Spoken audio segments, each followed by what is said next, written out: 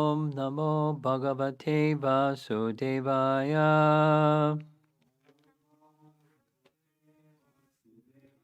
Om Namo Bhagavate Vasudevaya. Om Namo Bhagavate Vasudevaya.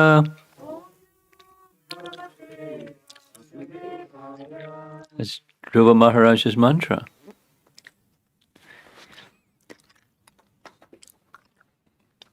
Except for the weekend,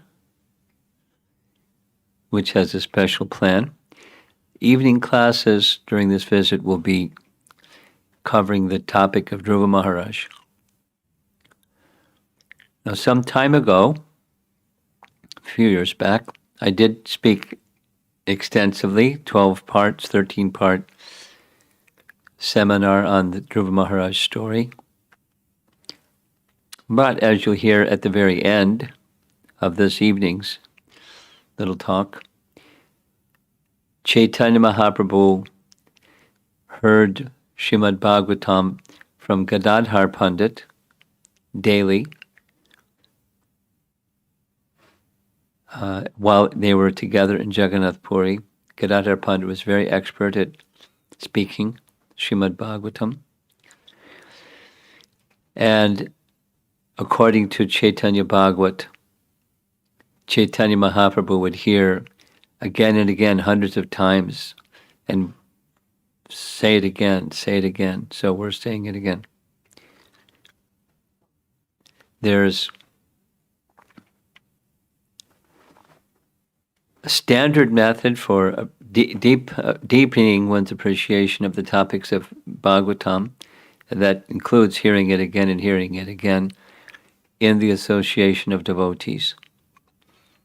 By actively participating in speaking and hearing, then the nectar, the amrita of Srimad Bhagavatam comes.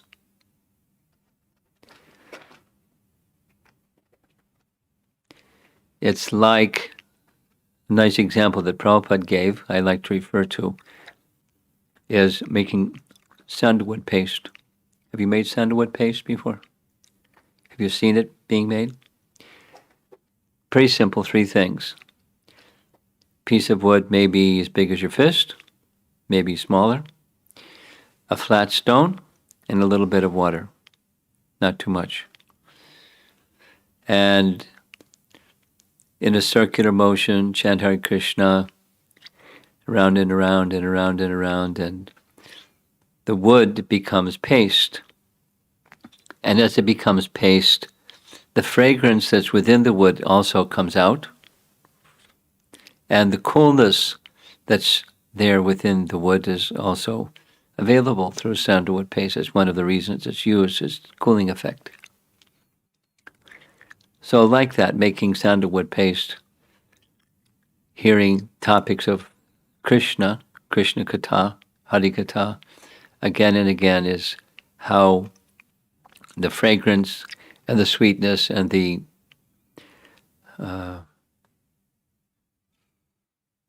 transcendental message, the transcendental potency to carry one closer to Krishna is released from the churning the topics again and again.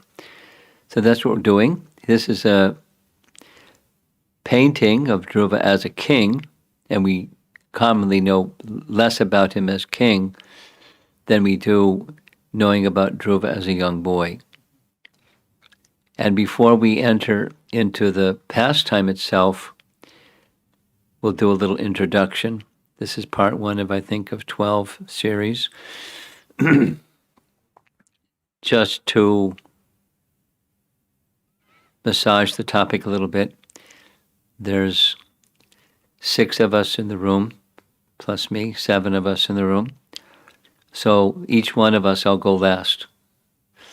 We'll start with you. Say something, one word, or a short phrase. When you hear Dhruva Maharaj, the name, what do you think of? Forest. Forest. Determination. Determination. Sincerity. Devotion. Devotion. Gratitude for matrimony. Yeah.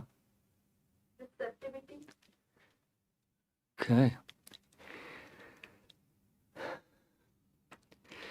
I like the word transitioning. Because he started from one place and he ended up in another place. Another nice question: why is it important to hear and discuss about Druva Maharaj? Well, we already mentioned something. In a purport to Srimad Bhagavatam 4.8.8, Prabhupada mentions 6 benefits of hearing the Dhruva Maharaj pastime. I mean, he doesn't make 1 through 6 list, but he mentions specifically these are benefits. So let's hear from Prabhupada what he says are benefits specifically of the Druva pastime. And the first one is detachment, specifically detachment from material possessions, both gross and subtle. Now, the person who put this presentation together, the one on the left is clear, the one on the right is maybe deserves a little explanation. The devotee is taking whatever they have and offering it to Krishna. That's detachment. That's the complete form of detachment. And the person on the right is the attached person, attached to money and whatever money can purchase material possessions. So through bhakti, through devotion, there's the consequence, natural consequence is detachment, because he didn't start with detachment, but bhakti brought him to detachment. Next, there's a nice image. We recognize watering the root of the tree example. And by watering the root of the tree, all the parts of the tree become nourished.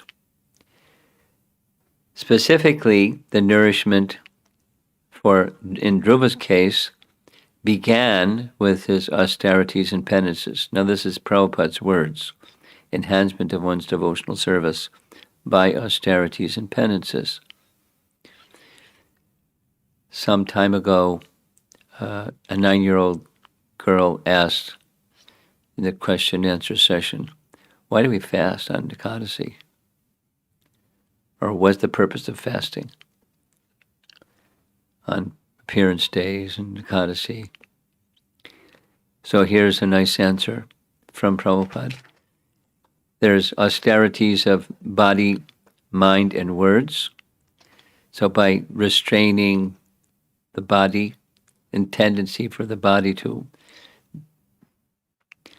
engage the senses and objects of the senses for enjoyment, or the mind from speculating, or the words in some other ways that are not elevating. So we check those tendencies and engage body, mind, and words in Krishna service, that's what the real standard of detachment. And similarly by austerities and penances, by practicing. Now the austerities of Druva were quite extreme, not to be imitated. Although some years ago, there was a nice man who, whenever he came before the deities, he would stand before the deities like this for as long as he could stand in one position, with his hands folded and offering his prayers, like Druva.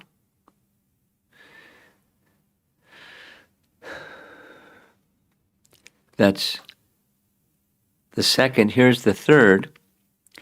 The image is a young man sitting here reading a book on how to know Krishna. And sure enough, here comes Krishna. By making the Krishna connection, making steps in the direction of Krishna connection, one's faith becomes enhanced or improved.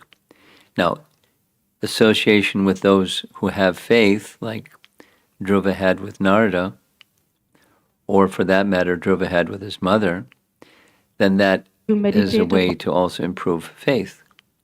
But how he went about improving his faith in Krishna, then that You is a meditate nice way upon- to also improve a nice purpose behind hearing the story.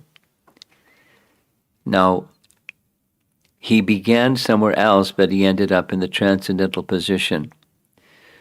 So this is an important purpose to encourage us how we can also become elevated to the transcendental position through the medium of devotional service. The emphasis, of course, again and again, is going to the devotion with which he did what he did. He wanted very, very much, he had material motive, but he wanted very, very much to attain Vishnu.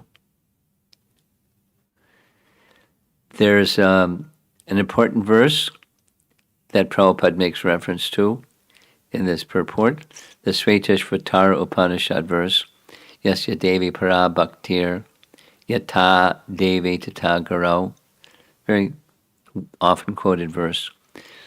The meaning of scripture is revealed to the person who has devotion to Guru as much as he has devotion to the Lord. And certainly that was the case with Druva. He had so much appreciation and so much faith in Narada, and rightly so, and natural. He hadn't met Narada before. He must have heard about Narada because as soon as Narada came, he understood, here's a person who can introduce me to Vishnu or can bring me to Vishnu. So that was his request. But he had enormous faith and submission to Narada. And Narada blessed him. In relation to this verse, there's not in this particular purport, but Prabhupada refers to commentary on Vedanta Sutra given by Madhva on this point of bhakti. Bhaktir evainam nayati bhaktir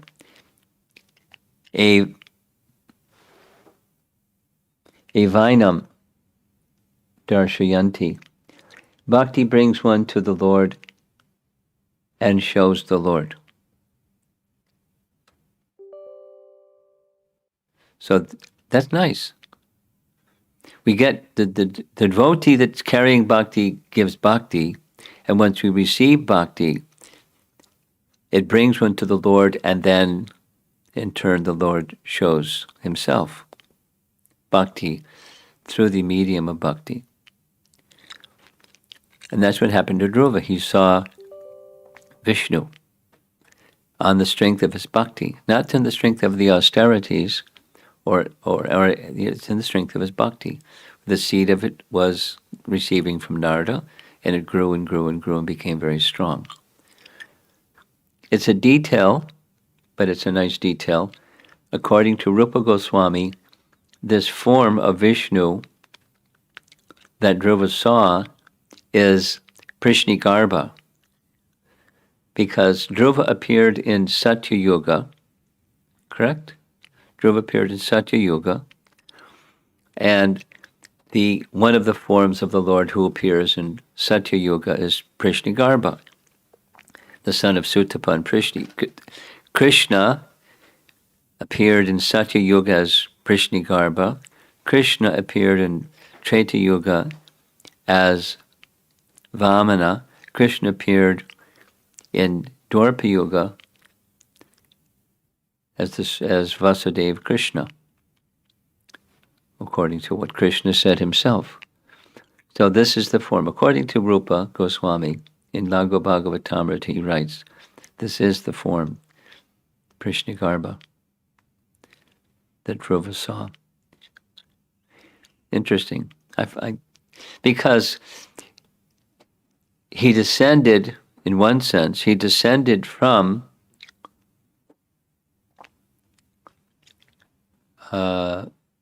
Svetadweep. Correct? The Devatas went, they appealed, he came. They were all choked up and couldn't breathe, and they went to Lord Vishnu. Don't worry, it's just a small boy doing austerities. I'll stop his austerities.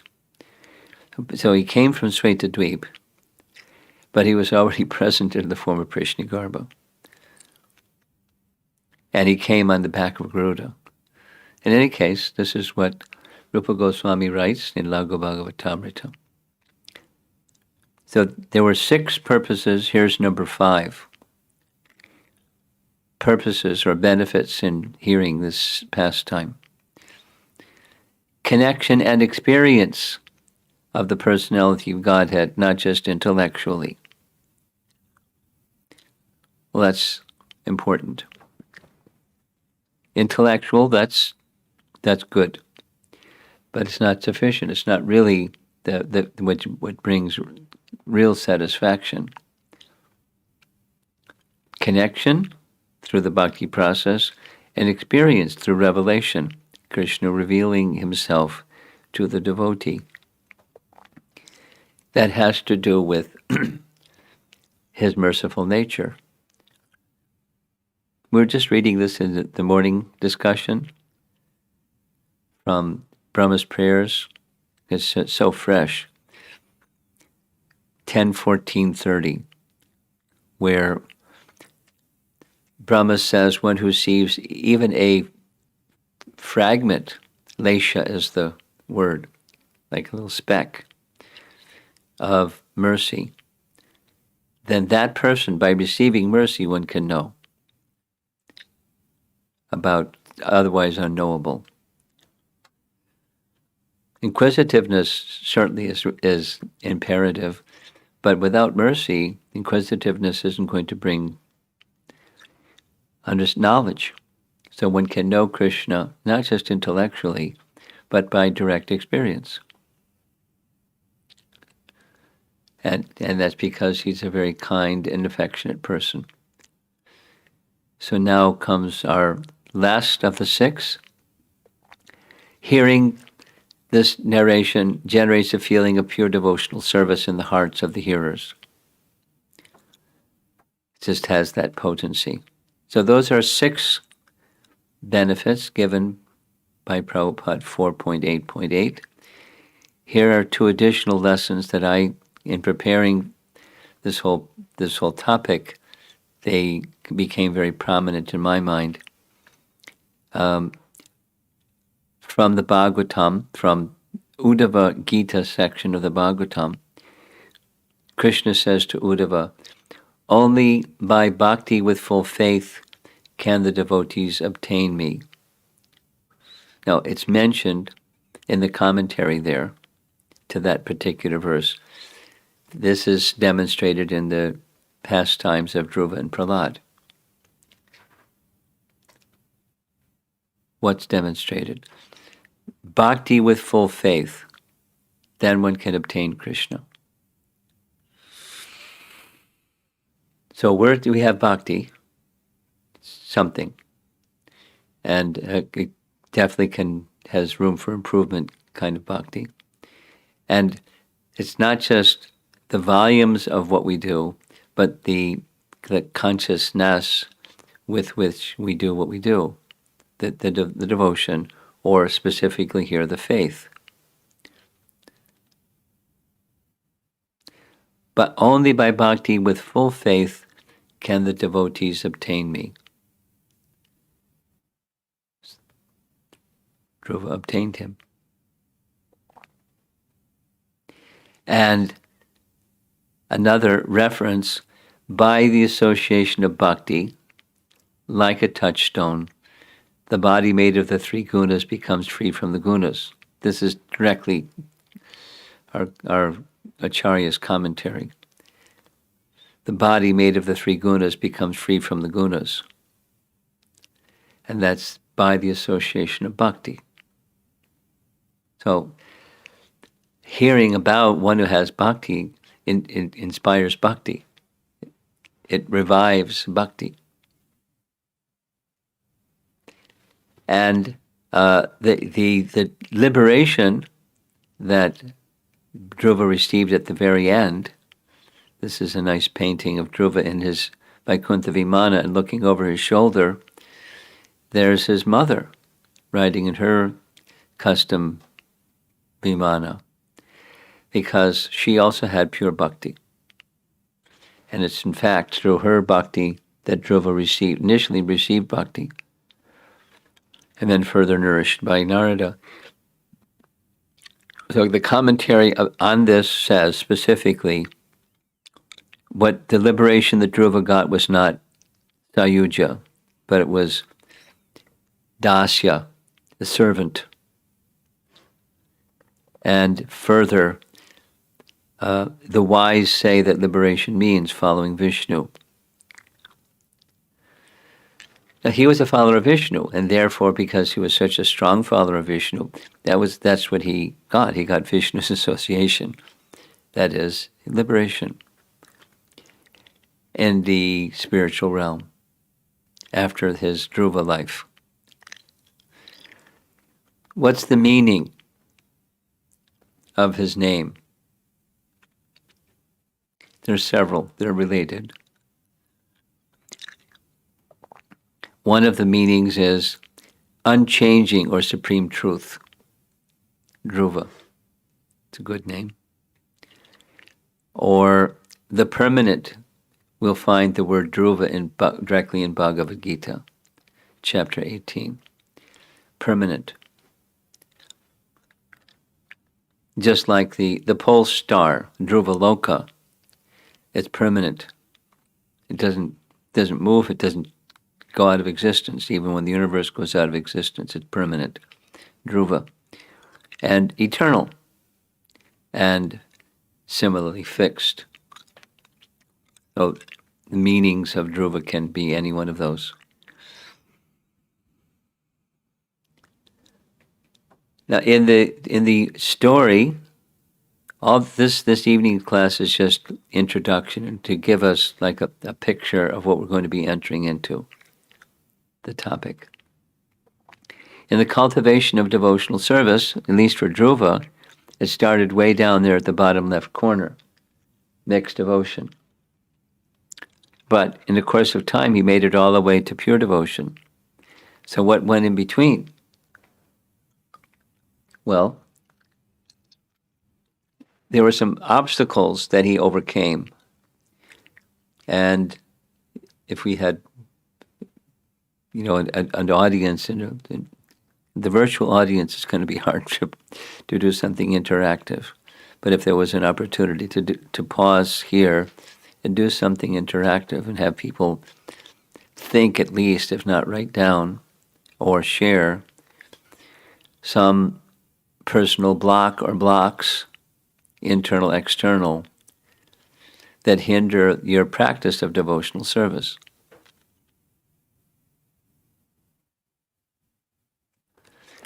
Now, it's easy to say what Dhruva's was. It was retaliation. He was in such a get-back mood. He was told by his mother, he was told by Narada, this isn't the way to reach Vishnu. You have to let go of that. And he couldn't, or he wouldn't. Some blocks that may hinder our practice is a weak relationship with the name, weak relationship with Vaishnavas, weak relationship with services, or these are areas where there may be blocks in our relationship.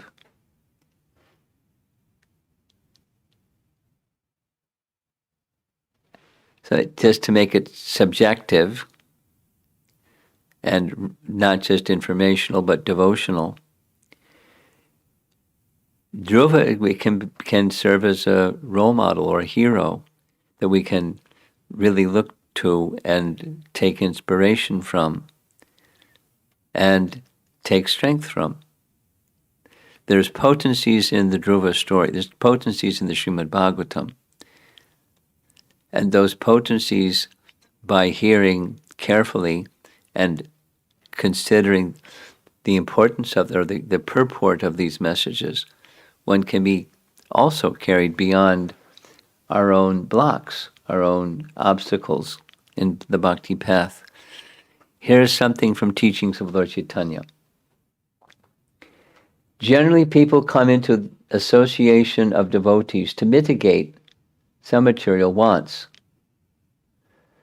But the influence of a pure devotee frees a man from all material hankerings, all material desires, by enabling him to relish the taste of devotional service.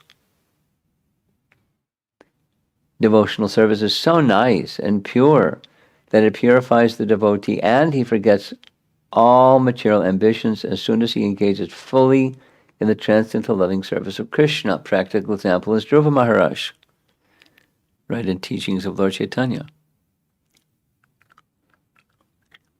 who wanted something material from Krishna and therefore engaged in devotional service. When the Lord appeared before Druva as four-handed Vishnu, Druva told him, "My dear Lord, because I engaged in your devotional service with great austerity and penances, I am now seeing you, whom even great demigods and sages have difficulty seeing. Now I am pleased and all my desires are satisfied. I do not want anything else. I was searching from some broken glass, but instead I have found a great and valuable gem." Now that's not from the Bhagavatam, that's from the Puranas narrating the same Druva pastime. That's where that comes from. Thus, Dhruva Maharaj expressed his full satisfaction and refused to ask anything from the Lord. So this is going beyond material desire. But generally people come with material desire. Sakam, that's that lower left corner going up. So devotional service, striving through the medium of devotional service, even to achieve the fulfillment of material desire, results in evaporation of the material desire. And now he still achieved the kingdom, the worldly one and the spiritual one. But his aspiration was gone by that time. Vishwanath Chakravarti Thakur, in many places, speaks of the Druva pastime in this. It's not derogatory, it's just an educational way. This artarti, the very well-known verse from the Bhagavad Gita. 4 types of pious people render service to Krishna, and one of those is the artarti, the desirer of wealth.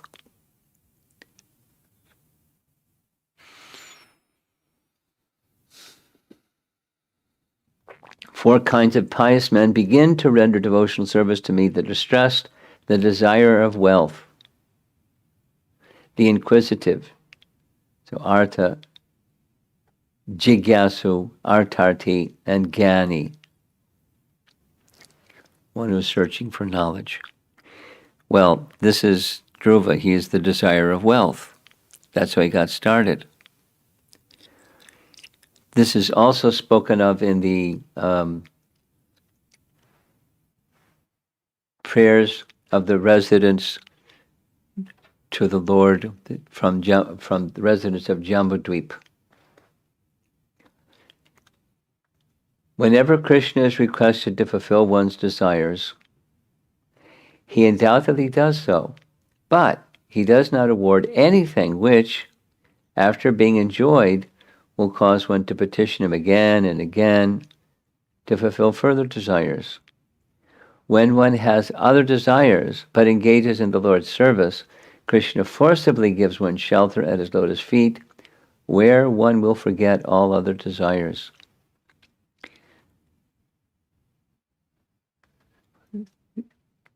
Become desireless by having desires. No, not by having desires, but by taking shelter of Krishna, or the lotus feet of the Supreme Lord. He gives his lotus feet. One who has desires in relation to Krishna, because that was what Dhruva's program was. He became purified. This is in relation to the Sudama Brahman story. This is similar on desires and desirelessness.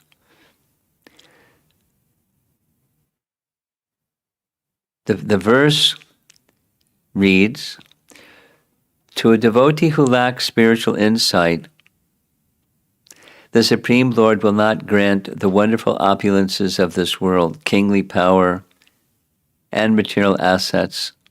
Indeed, in his infinite wisdom, the unborn Lord well knows how the intoxication of pride can cause the downfall of the wealthy.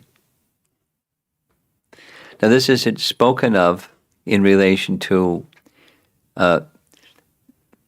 Sudama when he was leaving the palace from Dwarka, going back to his home. He was thinking, Krishna is very kind, because he knows the tendency when you receive something to become proud of that something, become proud and attached to the something. So, since he knows how much tendency towards pride there is, he didn't even ask me why I came to visit him, because I would have had to say, and then if I had to say, then he would have given me, but he didn't ask me because he knows the risk of pride. Jiva Goswami writes, since the Lord is full of all powers, Bhagavan, and is always perfect in himself, Ajaha, he is independent in bestowing. He does not give wealth, kingdom, and power because of the variety of mentalities, chitra, in the devotees. The Lord sees that intoxication with wealth, kingdom, and power causes downfall from one's position, or makes one fall from one's dharma to hell. Since the Lord is omniscient, vichakshanaha, doubt, then why did he give opulences to Druva, Prahlad, and Ambarish? Answer, they had good intelligence. They had good qualities because of the strength of their intelligence. But the Lord does not give to those with meager intelligence because it sees it would create obstacles to attaining him. I put in big letters purposely. Because of the strength of their intelligence. They had having good qualities. We were discussing this topic a little bit over the past weekend. The qualities of a devotee are very important. And good qualities come on the strength of one's intelligence. That is, intelligence can sort out this is favorable and that's unfavorable, and with strength you do the favorable, and with strength you discard the unfavorable. Buddhi is needed to progress on bhakti path. Intelligence from Krishna. But Krishna will give that intelligence when he sees there's a sincere desire. So it springs from bhakti, comes intelligence, comes good qualities. So he gave to Druva because Druva had that intelligence. He didn't become enamored when he received the kingdom of his father. And he continues to this day in Druva Loka, doing very nicely. Here's an important verse from Canto 7, Chapter 10. This is Prahlad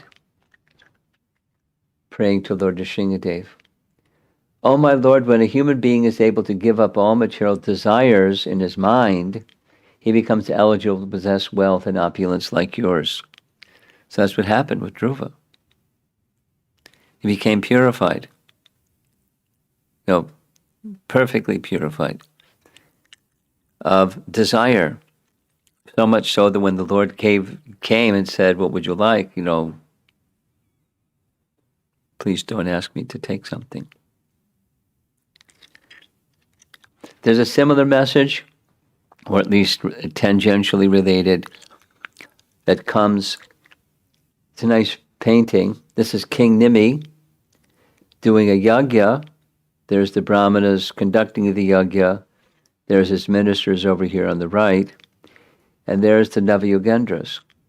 And just as the yajna was beginning, they descended and the king stood up, stopped the yajna, which you're not supposed to do, and addressed the sages. And in this discussion, there's a nice message spoken to the king.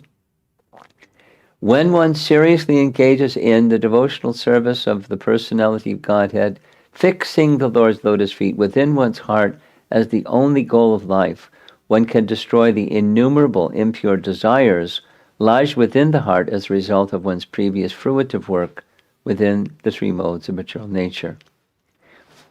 When the heart is thus purified, one can directly perceive both the Supreme Lord and oneself as transcendental entities. Thus, one becomes perfect in spiritual understanding through direct experience, just as one can directly experience the sun shine through normal, healthy vision. That's a nice section. Fear and fearlessness section, and realization, and the darkness of ignorance being gone.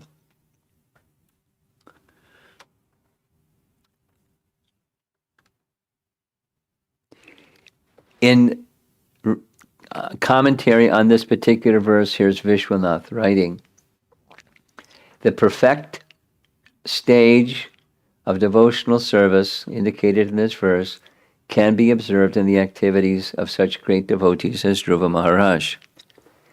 Dhruva Maharaj approached the personality of God desiring a political adjustment on the material platform, but when purified by chanting the holy name of God, Om Namo Bhagavate Vasudevaya, he felt no further need for material sense gratification, as stated in the first canto of Srimad Bhagavatam, Janiyatiyashu Vairagyam. As soon as one advances in devotional service, one is freed from the embarrassment of superficial material desires. There it is. That's the Druva story. Superficial material desires and the embarrassment that goes with them. But one can become free from that through this power of devotional service. Nice message. It's from the Hari Bhakti Sudadaya, I believe, is this verse that he was thinking of a broken piece of glass. Instead, he got a jewel. Looks like a stone, not a piece of glass. The purifying power. Here's the Hari Bhakti Sudadaya verse, quoted by King Kulashekar.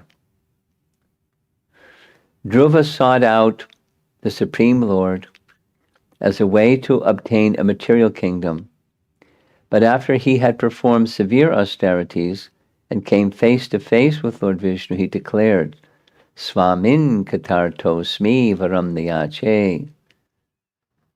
You listen to Prabhupada lectures and you hear that one many times. Swamin Katartosmi Varam Nayache. Quoted in Caitanya Charitamrita.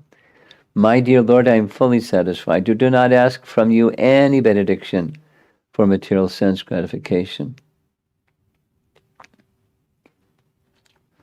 This is indicating, hearing this story again and again. We already mentioned. There's on our left, that's Gadadhar Pandit reciting Bhagavatam, and in front of him are Lord Chaitanya, Lord Nityananda, and one other Vaishnava, perhaps Haridas, hearing the message of Druva hundreds of times, again and again. In the fourth canto, directly spoken by Maitreya, one should chant of the character and activities of Dhruva Maharaj, both in the morning and in the evening with great attention and care in a society of brahmanas or other twice-born persons. Now, he is the one that narrated all this in the fourth canto, Maitreya, to Vidura. Mention is made, we're almost done. Mention is made in teachings of Queen Kunti to the Druva story, of course, purport by Prabhupada. When Dhruva Maharaj was undergoing penance and meditating upon the form of Vishnu within his heart, the Vishnu form suddenly disappeared, and his meditation broke. Upon opening his eyes, Dhruva Maharaj immediately saw Vishnu before him. Like Dhruva Maharaj, we should always think of Krishna, and when we attain perfection, we shall see Krishna before us. This is the process. We should not be too hasty. We should wait for the mature time. Of course, it is good to be eager to see Krishna, but we should not become discouraged if we don't see him immediately. There's the family chart. This is now beginning of creation, not just Satya Yuga. Brahma directly had as son and daughter Swayambhuva Manu and Shatarupa. They had 3 daughters and 2 sons. Uttanapada was one of those sons. Priyavrata was another one of the sons. And Uttanapada had 2 queens in those green boxes there, Suniti and Suruchi. And the firstborn son was Druva. The elder of the queens was Suniti. And Druva had a stepbrother named Uttama. And Suruchi is the one that was very nasty to him and would provoked his wanting to get revenge. And here's a nice photograph of a temple in Vrindavan on top of a hill called Druva in a place in one of the 12 forests of Vrindavan called Madhuvan. That's the place where Druva was sent by Narada to do his austerities and chant his mantra and connect with Vishnu. And the deity that you see on the altar, this is the central altar. In the center, of course, is Vishnu. And on our left, or the deity's right, that's Narada with his Veena. And then the little deity over there on our right, or the deity's left, that's Druva.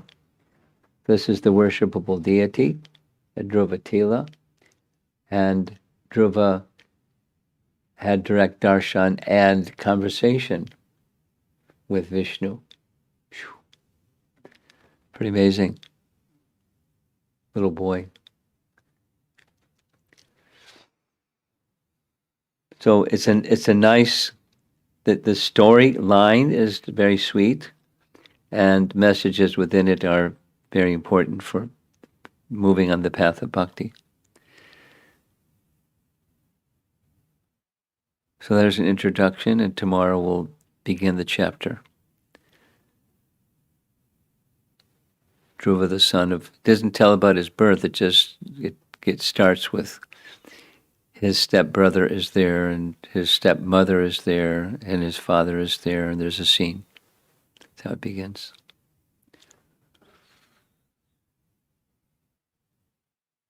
So let's see if there's some discussion. 7:25.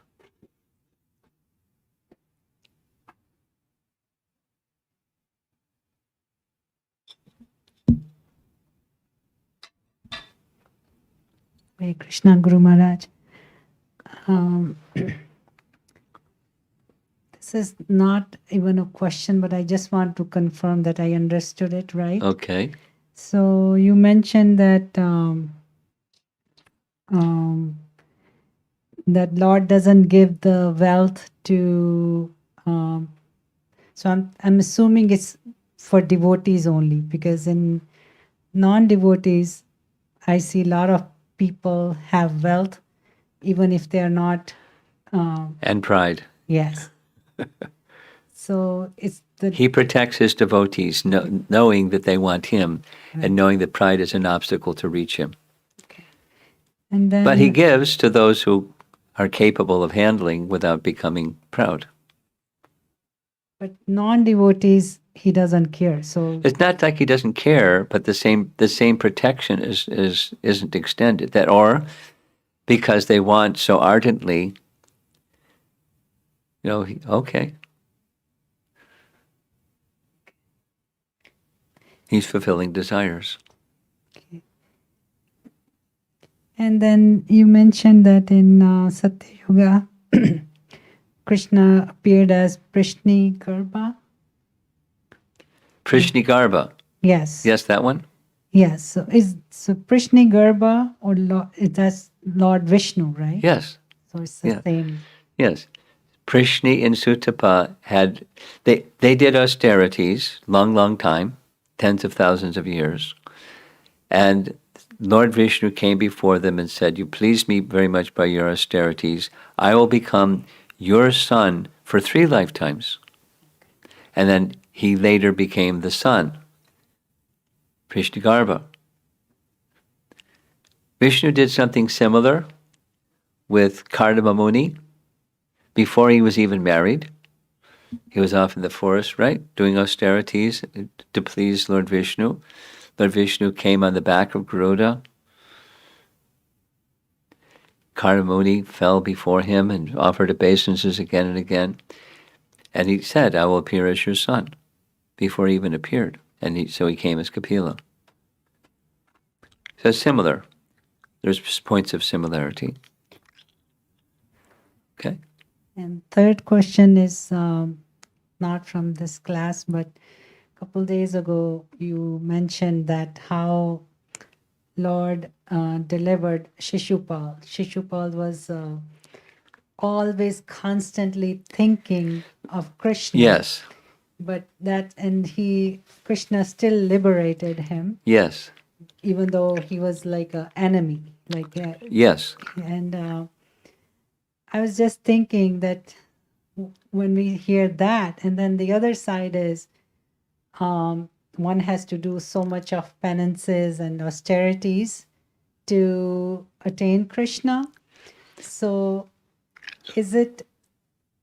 am I understanding it right? But today I just saw that you mentioned that even Dhruva Maharaj obtained Krishna not through austerities, but through his bhakti. Yeah. Right? Well, what we heard specifically, Prabhupada saying, it assisted or nourished. It was as beneficial, helpful. It's not the essence. Something that's beneficial isn't the essence. So Dhruva Maharaj, he elevated himself, Yes. his bhakti level from Yes. Mishra Bhakti to Yes. Yes. For people like us, when you are working outside all day long, and so I'm just thinking, as long as you're thinking of Krishna, Yes. Sometimes I'm talking about myself, so even when it's negative thoughts about myself, okay, if I'm outside, I feel that I cannot even serve the deities when I'm not home. We skip the lunch offering but you're thinking of that. Is that good enough? Well, Krishna knows that you're thinking of him with some regret that because of circumstances, I'm not able to do the direct devotion. So your specific question, is that enough? Well, in course of time, that because of that bhakti factor, circumstances will be adjusted. However long that takes, circumstances will be adjusted. And so, that which you wished to do yesterday, as long as that wish to do tomorrow is still in place, you'll derive great happiness. It's a little bit like our COVID situation. Can't go to the temple, can't this, can't that. So it'll make us appreciate when we can so much more, rather than taking it for granted, etc. Kirtan in the association of devotees. To have a virtual kirtan is better than no kirtan, but it's not the same. And then it'll make one appreciate all the more. So similarly, a life of duty, where the devotional, direct devotional, is because of other duties, I can't directly engage in those. And when the opportunity, as long as that, your question was, is that enough? Well, it's enough provided that when that the circumstance does change, it's still in place. And Krishna will recognize. Now, it's not easy to maintain the enthusiasm when the kirtan opportunity or the going before the deity or the something isn't in place anymore for quite a stretch of time. It's easy to become conditioned and habituated to something else. So a good thing to do, consideration at least, is when the days are you don't have to be out and about, like weekends or whatever, that you have a plan, like a weekend plan or a holiday plan or something plan, and I want to fill as much as I can with something that's direct devotional. So it's revitalizing, rejuvenating. Thank you. Okay. Maharaja.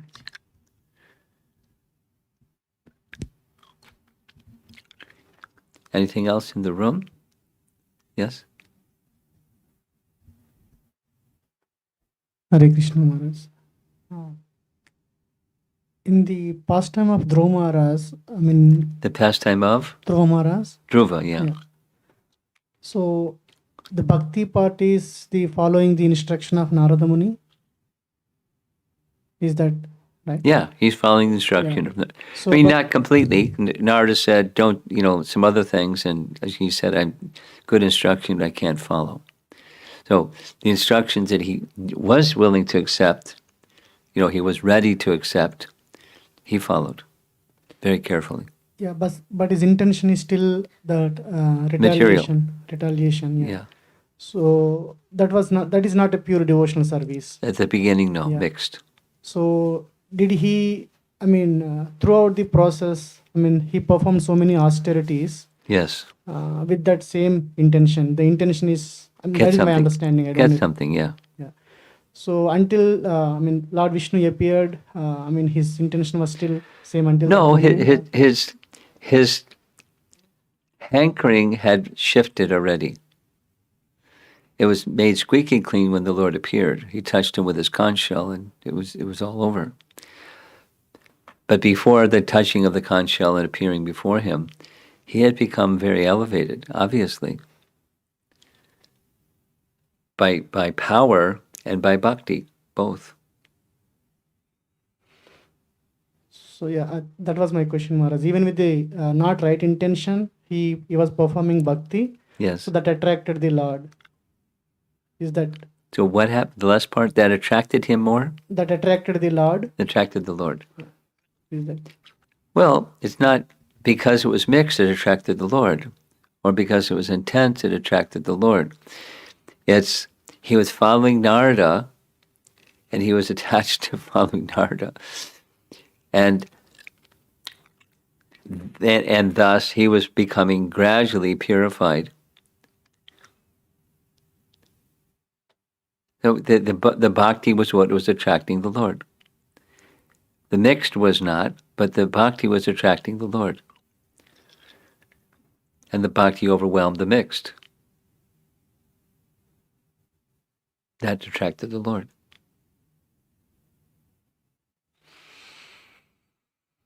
How are we doing online?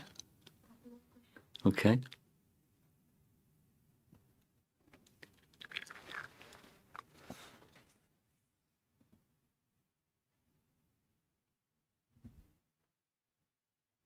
First question is from Amol Bakshi Prabhu. Sorry.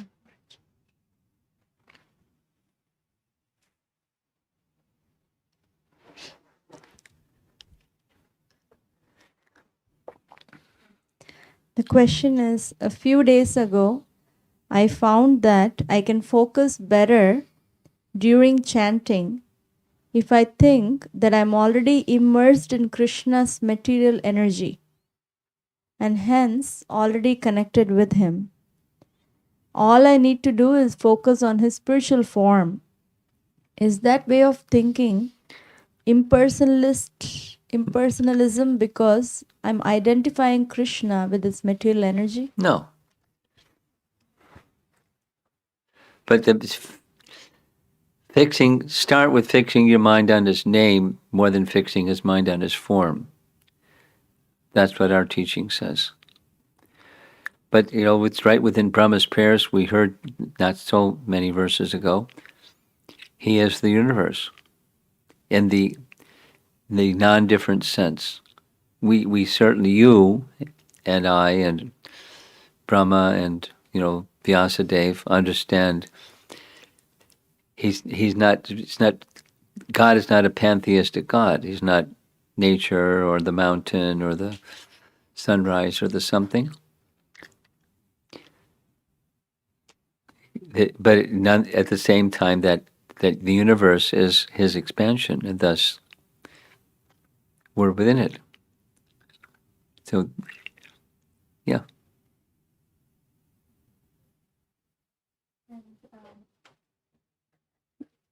This question is from Sunil Sharma Prabhu. One of the qualities I appreciate of Dhruva Maharaj is his determination. How can I improve my determination to do loving devotional service 24/7? As Krishna says in Bhagavad Gita 10:10, Tesham Satata Yuktanam Bhajatam Pritipurvakam. So how to improve my determination to do loving service 24/7? Well, two things. One is take a role model like Druva and hear about him, remember him, speak about him, pray to him, and that way associate with him, and that way take on his quality of determination. There's other Vaishnavas that also have great determination, but he is a fantastic example. So by hearing, chanting, remembering, and absorption in the personalities that have that quality that you aspire for, it will help you gain that quality. And the second, Prabhupada specifically said in the lecture series on Chapter 6, determination is increased or strengthened by Vaishnava austerities.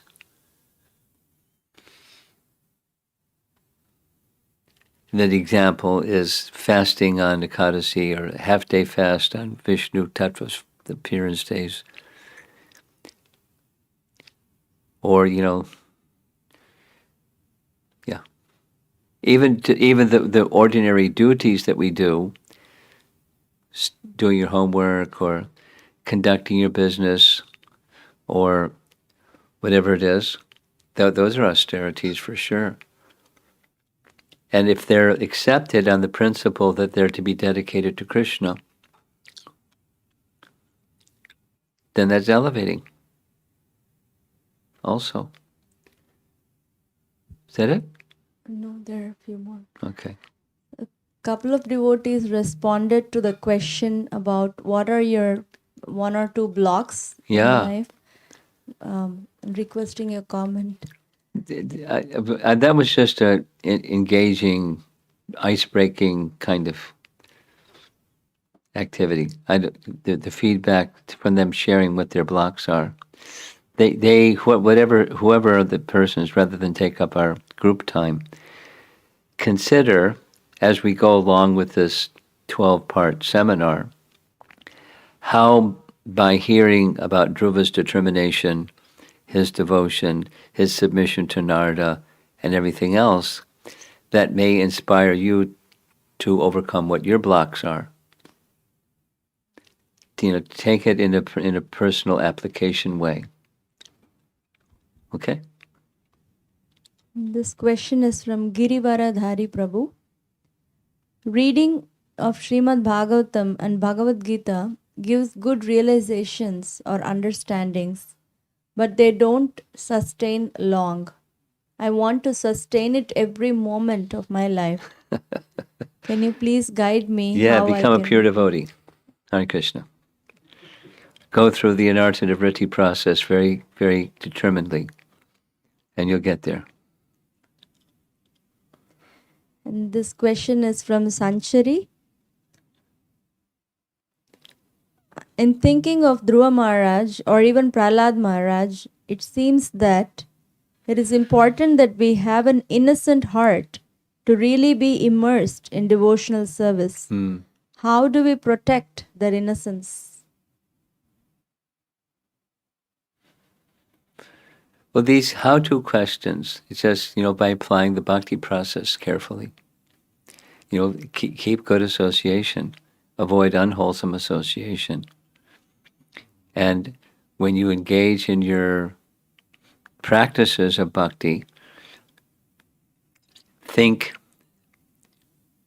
carefully about your intention, because that intention will help you stay focused and literally simple in heart. Or say the other, if you're not so focused, the distraction is going to be there, and absorption and the material energy in so many varieties of ways will be the default position.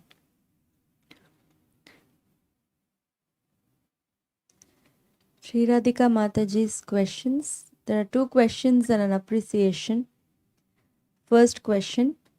One may feel embarrassed about his material desires, but not have the strength of Krishna consciousness to choose a higher taste. Where to repose and how to process this negative emotion so that one's forward march continues rather than letting it pull us down? Well, it's right on topic with Druva, and what he did is not really perfect. I mean, he got to the stage of perfection, but he stayed immersed in those negative feelings for a long time. And that was part of the impetus to, the get back impetus. So that's not best for us. But to see by knowledge, that is to say, those feelings arise and will continue to arise as long as there's attachment to the temporary. And so you let go of the attachment to the temporary enough that you can invest your attention in transcendence or in sat. Leave behind, let go of the asat, because it's miserable. The negative emotions are miserable. The cause of the negative emotions, the real problem is investing in the temporary. It's not the circumstance per se. It's our investing in the temporary. Doing your duty is required, but being attached to the temporary is not. That's unwholesome. It'll bring the negative emotion, so you let go of that attachment to the temporary while carrying out your duties. That's such a simple, basic instruction of Bhagavad Gita. We're entitled to perform our prescribed duty, but we're not entitled to the result.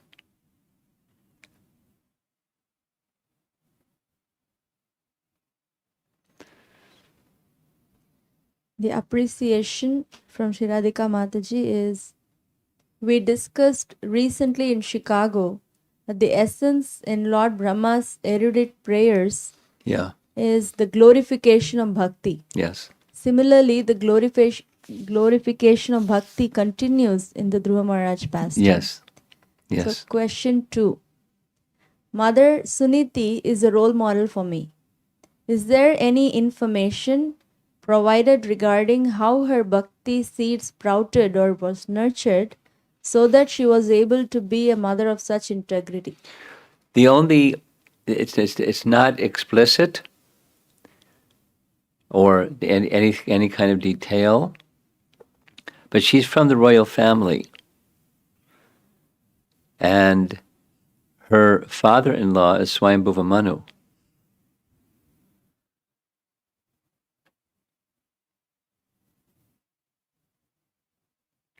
her husband's father is Swayambhuva Manu. So she certainly had some good association to get, because that's how bhakti is received and grows, from good association. And the royal family likely also knew very well. So she from that association. Other than that, we don't. I'm unaware of any of the details. This question is from Sachisuta Prabhu. What instructions does Dhruva Maharaj follow from Narada, and what other instructions he says that he cannot follow? Is this some sort of filtering the instructions? How to Yes, understand it's definitely filtering of instructions. And what he took was the bhakti process in minute detail. That's what he accepted. What he was unable to accept was to let go of his motivations and his ill feelings. And, the get-back mentality. He was unable to let go of that. One more question from Sri Radhika Mataji. Mother Suniti's teaching to Dhruva to never wish ill to someone who has harmed us is very inspiring for me. When I look back at times such as these in my life, now in hindsight, I can see how those persons had such an important role to play in my journey towards Krishna. And I even feel a sense of gratitude. However, my immediate reaction is of ill wishing. Where do I start with applying Mother Suniti's instruction if it's a struggle for me in the moment? Well, keep revisiting the story. We cultivate the mood by seeing and associating with good examples. I can say for myself, explaining this pastime as many times as I have, she has become like a superhero. She's really a fantastic person. She's a very, very special person. And she's neglected. She's practically rejected, living in some remote place apart from the king, her husband. And she's not whining and complaining and grieving and carrying on. She has enormous quality, and her protection capacity as a mother is unfailing.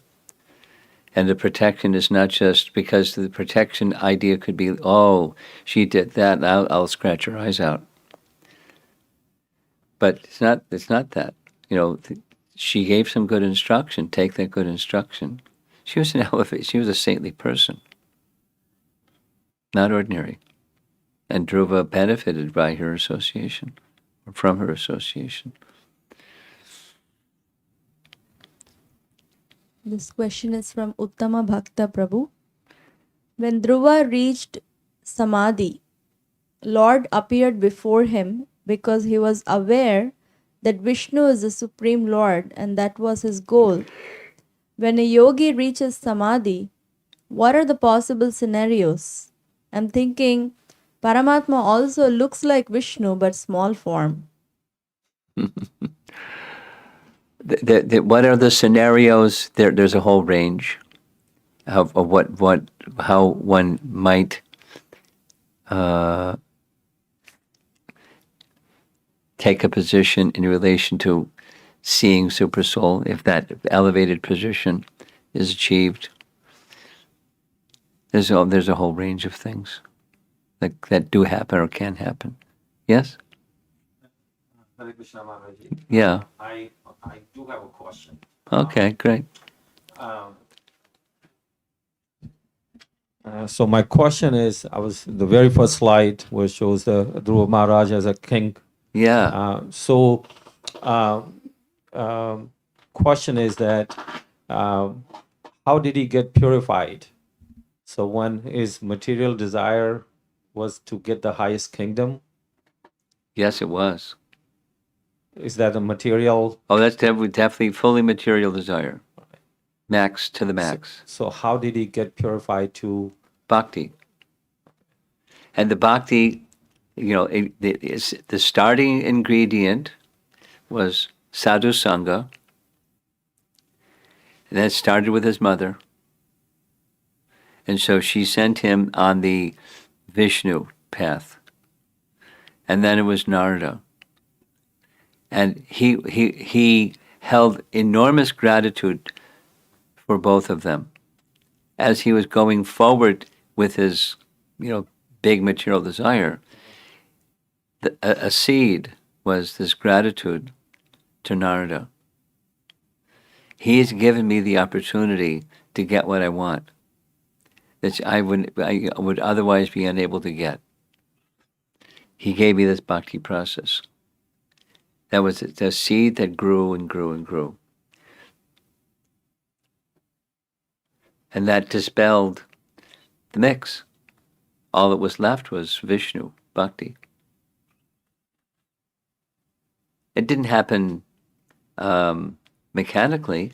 It happened spiritually or devotionally. And, it was extreme. His austerities were extreme. And so it took 6 months. For us, it's not 6 months. But the principle is bhakti.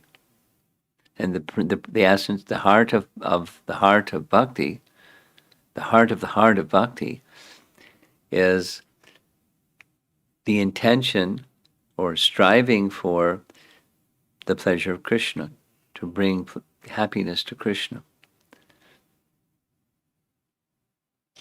And that stays, that dispels the unclean things. Okay.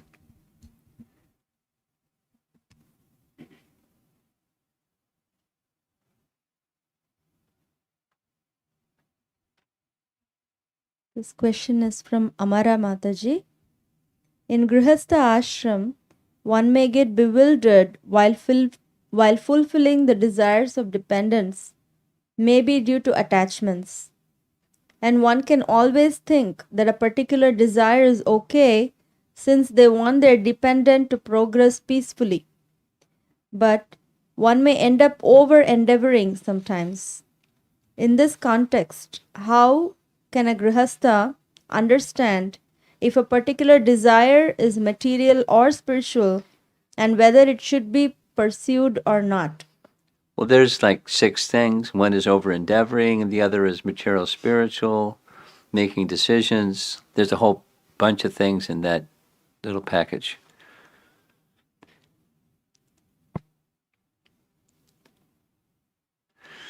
A rule of thumb is who's at the center.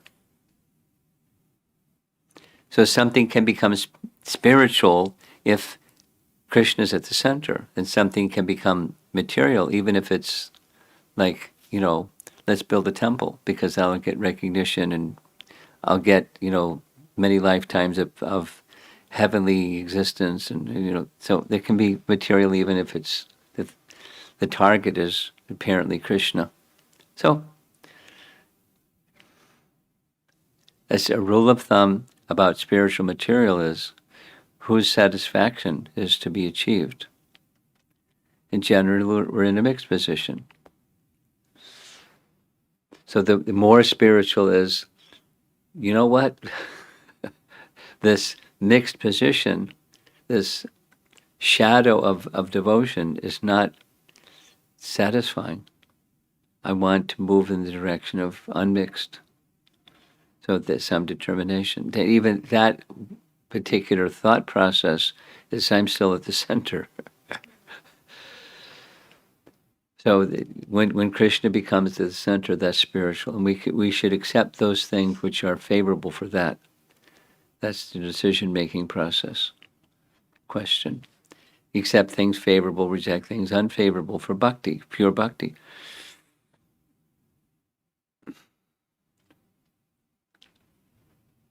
This question is from Amrita Keli Mataji. I'm going to end with this one.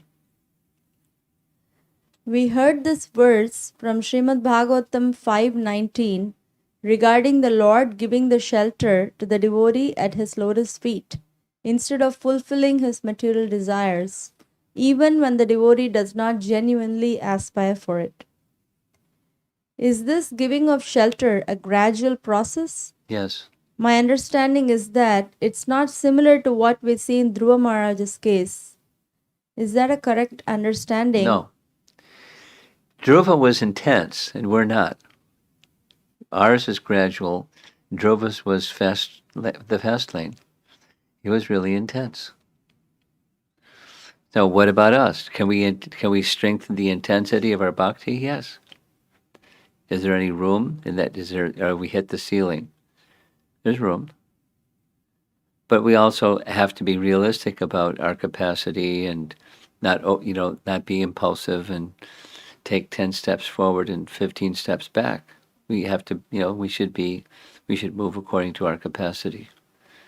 But we definitely want to increase intensity as time passes. Okay. Prabhupada ki jai. You forgot, huh?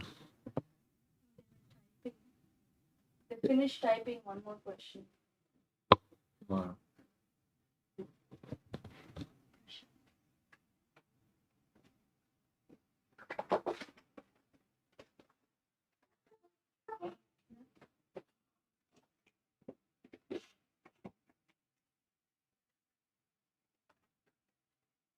Nice topic. I love hearing about Dhruva Maharaj. You do. Every time.